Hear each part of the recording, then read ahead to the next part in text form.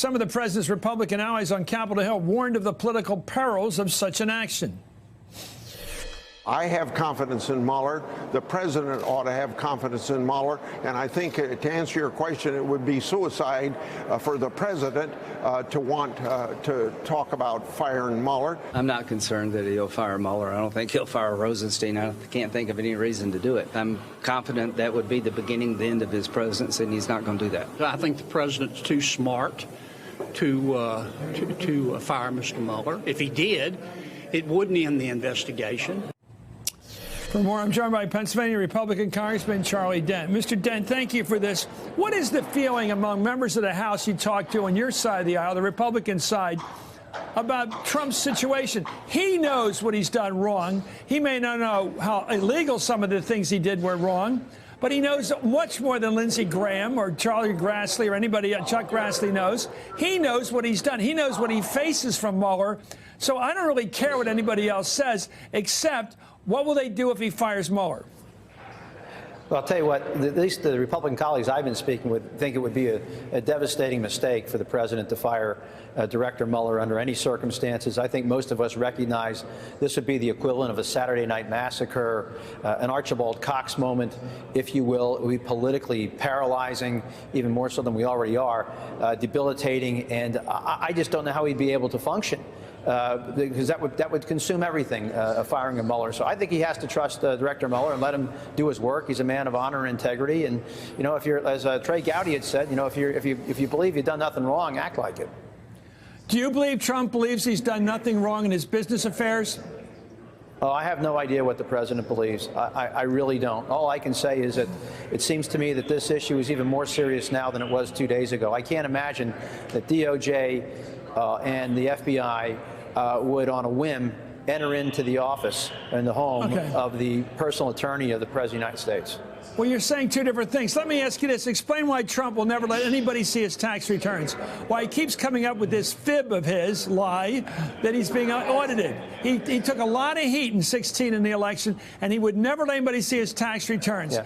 And now it seems to me that you're saying you trust him. You don't think he's done anything wrong, has nothing to hide. No, I didn't say that. I said that, no, Chris, I said you should trust Mueller to do the investigation. I didn't say, yeah, that's but what Mueller's I said. coming at him. He's got something to hide, and Mueller's going to find it, and then he's dead. Right? Well, look, if you're asking me, should the president release his tax returns? Of course. I think he should. He should be much more transparent than he has been. And we're going to end up, I'm sure that Director Mueller is going to find out what he needs to know. So I can't understand why the president has been so reluctant to release this. I suspect he's concerned about financial entanglements, and I'm sure it'll be politically embarrassing. That's why he's not releasing the tax returns. There's things we know, Congressman. We know that his lawyer, Michael Cohen, paid $130,000 to Stormy Daniels to keep quiet. We know that now we know there was money paid to the owners of the National Enquirer to buy and kill the story of Karen McDougal. I'm not God talking about the morality of this. I'm just talking the legality. There are questions about whether these constitute implicit campaign contributions by those involved, particularly Mr. Cohen, to the campaign of Donald Trump, and therefore should have been filed under the FEC laws.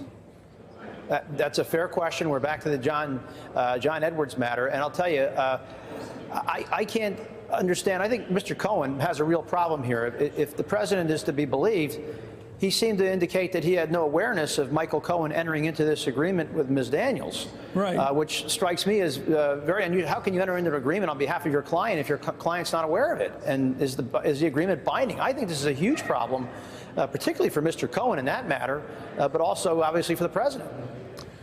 There is also the pattern here, what they call the MO in criminal justice. The president's tendency is to use his enormous wealth to cover up problems. And it's certainly logical. Of course, if he had a problem that he didn't want anybody to know about a week before the election in 2016 involving Miss Daniels, he'd pay her some amount of money. He didn't want everybody to know about Karen McDougal, so he paid the National Enquirer people, had the National Enquirer buy this story and kill it. If that's his practice, it seems to me you want to know a lot of stuff in those papers of Michael Cohen. What else is in his documents? What else is in his file drawers? Is in his phone, in his house, in his hotel room, in his office? All that stuff is now in the hands of the U.S.